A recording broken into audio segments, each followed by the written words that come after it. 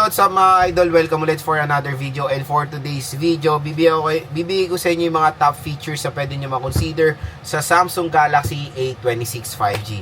So tara, pag-usapan natin.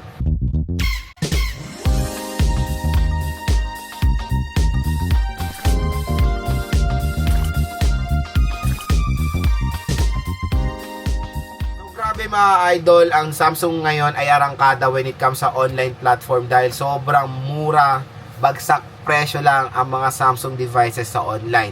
So again, yung link natin dito ay official store po yan ni Samsung. Huwag kayo mag-alala dahil yan pong link na yan ay mismong official store ni Samsung dito sa ating product link. Bagsak presyo lang ang A26. Pag tinimingan nyo to ng sale, pwede nyo ito makuha ng pinakamababang presyo na 9,000 pesos. Sabihin na natin ang range nito is 9 to 12,000 pesos mga idol. Again, yan po ay pag payday sale or double number sales. Pero yon, kung makita nyo man lang na bumagsak ang presyo ng A26, grab your chance ng mga ka-J-Vlog dahil ito na yung perfect time bumili na itong smartphone na to sa online.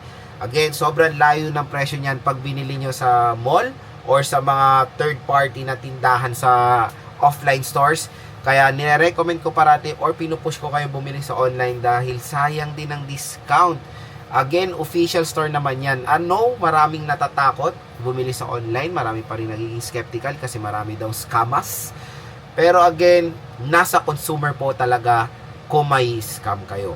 Kaya parating ang tip ko, pag bibili kayo sa online, doon kayo sa mall platform doon sa online platforms natin. Like for example, pag bibili nyo Samsung, sa official store kayo ng Samsung. Pero may mga third party resellers din na legit na tindahan na nag-o-offer din ng mga devices na to. Yung mga tindahan na nakikita natin sa SM, meron yan sa online platforms din like I think ePhone, Ralph's PH, Audionet, ano pa ba, Informat ba yun? Basta yung mga yan, mga legit na tindahan yan mga J-Vlog. As long as yung mga nakita nyo sa mall, nandito rin sa online platform, pwede kayo bumili dyan. Basta nasa mall platform sila, okay? Ito na yung perfect time bumili ng A26 dahil mura na lang siya. Dahil ang SRP neto mga J-Vlog is around for the 8GB 256 is 18,000 pesos. Pero sa online possible pwede nyo makuha nga ng 9 to 12,000 pesos. So again, yung price niya hindi po siya fixed. So ano siya, kumbaga up and down, bumabalik sa mababa, bumabalik sa original price, kaya magandang timingan lang talaga itong A26. So dito sa video na to, I know maraming naghahanap ngayon ng A26 na review. Ito, bibigay ko sa inyo yung mga top features na pwede nyo makonsider dito sa A26 ngayon 2026. Ang una dyan mga J-Vlog talaga display. Ang pinakapanalo sa A26 is yung overall display quality niya. Super AMOLED display itong smartphone na to. 6.7 inches. The sad part is notch display siya. The resolution is Full HD Plus 1080p. Mataas naman yung resolution na mabibigay niya. Meron siyang Corning Gorilla Glass Victus Plus Protection. Yun yung maganda dito when it comes sa display niya. Matibay din or durable yung binigay nilang display dito sa A26. Meron siyang refresh rate na 120Hz screen refresh rate. So, when it comes sa overall display, mga idol, isa sa magandang i-recommend ng Samsung Galaxy A26 dahil yun nga, pag manonood kayo dito, like yung mga high definition na mga series, like yung mga cartoons, The Simpsons, Family Guy, ano pa ba, SpongeBob SquarePants, yung mga HD, talagang ma-appreciate nyo dahil buhay na buhay yung color nung pinapanood nyo dito sa smartphone na to. Hindi lang yung pag naglalaro kayo, like for example, naka-high setting sila, matutuwa yung mata nyo dahil yung AMOLED display, kumbaga dinadagdagan niya pa yan or binuboost niya pa yung graphics quality ng isang laro. Kaya napaka-importante pa rin ng overall display quality ng isang smartphone. I know, sinasabi nila, ay green line, ganyan na naman, nakikita ko na naman yun sa comment section. Again, when it comes sa mga ganyang scenario, lahat naman ng smartphone natatamaan ng green line kasi lahat yan touchscreen at lahat yan prone sa ganyang scenario. Usually natatamaan is AMOLED, nakikita ko yan. So, parang prone dyan is AMOLED display. Pero again, nasa pag-iingat pa rin ng consumers kung mag-green line siya. Again, usually nagkaka-green line pag naipit or nabagsak ang isang smartphone natin. Next, when it comes sa operating system niya, so syempre ang pinaka-the best doon longevity-wise. So kung naghahanap kayo ng isang smartphone na pangmatagalan, Samsung A26 is good to go na mga ka-J-Vlog dahil when it comes sa longevity na itong smartphone na to, I think ang major OS nila na promise dito sa A-series is 4 years. 4 to 5 years operating system. So, kung nagsimula to ng Android 15, baka matapos to ng Android 19 or Android 20. Tapos, pag natapos lang siya sa ganyan, meron pang ilang taon na masusupport yung Android na kung saan siya nalas. Kumbaga, sobrang tagal nyo talaga magagamit itong Samsung Galaxy A26. At syempre, One UI for me is isa sa pinakamagandang operating system na pwede natin magamit. For me, secure na secure talaga ang Samsung Knox. At user-friendly at ang ganda ng mga AI features na mo-offer din ng One UI. When it comes sa processor niya, so ang processor nito is Exynos, syempre 5G na to. Tingnan ko naman yung overall specs ng processor niya. Ang GPU nito is Mali G68. So syempre yung GPU niya is all goods for gaming yan.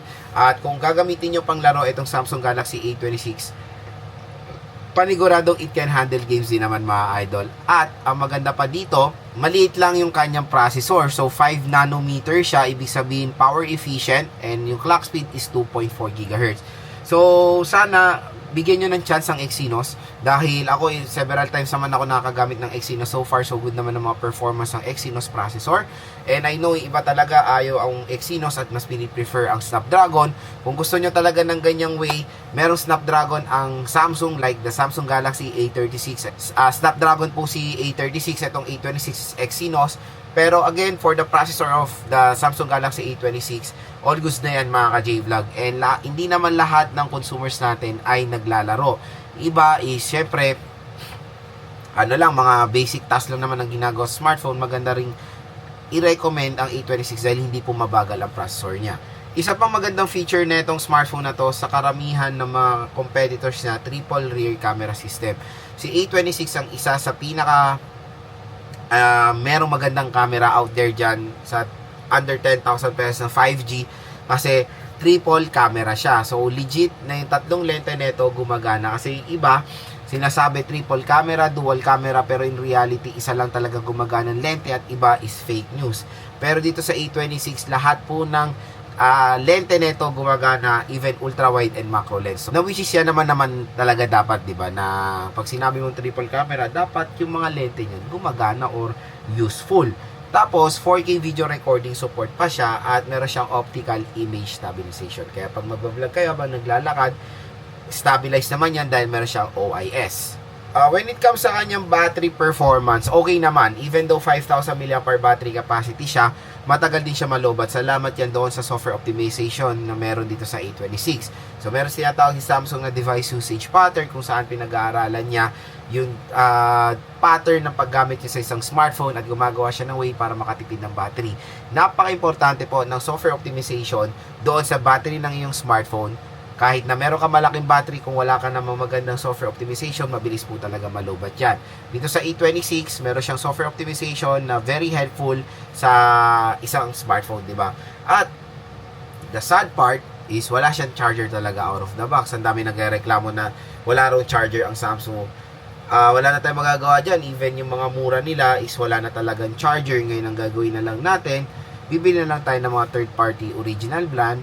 Meron tayong Anker, Ugreen, Romos, sa 500 pesos lang, meron naman na kayong charger. Sa A26, hanggang 25 watt fast charging rate lang ang kanyang in-offer. Nakakalungkot, medyo mababa, pero kung tinanong mo naman sa 5K, mabilis naman siyang mag full charge. Isa pang the best dito, itong si Samsung Galaxy A26, yung legit na pwede nating masubmerge sa water. So itong smartphone na to ay pwede nating masubmerge sa water within 30 minutes. At pwede tayong mag-underwater shot dito sa Samsung Galaxy A26. Isang malaking advantage yan sa mga ibang competitors niya na 5G smartphone under 10,000 pesos na usually naka IP65, 66, or 64. Ito, 67. So, 67, 68, and 69, yan po yung mga legit na pwede masubmerge sa water within 30 minutes. So, yan ang isa sa pinakamalaking feature na ma-offer ng Samsung Galaxy A26 5G. Kaya yun mga ka-J-Vlog, kung interested kayo dito sa smartphone na to, grab yours now. Napakamura lang yan dito sa ating product link. So, kung bumalik man siya sa SRP niya, abang-abangan nyo na lang dahil babalik ulit yan sa presyo na 9 to 10,000 pesos. So, hopefully nakatulong itong mga sinabi ko sa inyo, at yung 9 to 10,000 pesos presyo niya pala, that is sa 8GB, 256GB of internal storage ng A26 5G mga ka-J-Vlog. Isa to si Isa to sa pinakamagandang 5G rin na pwede natin makonsider under 10,000 pesos ngayon 2026. Kaya hopefully nakatulong itong mga sinabi ko sa inyo kung naghanap kayo ng murang 5G smartphone ngayong 2026.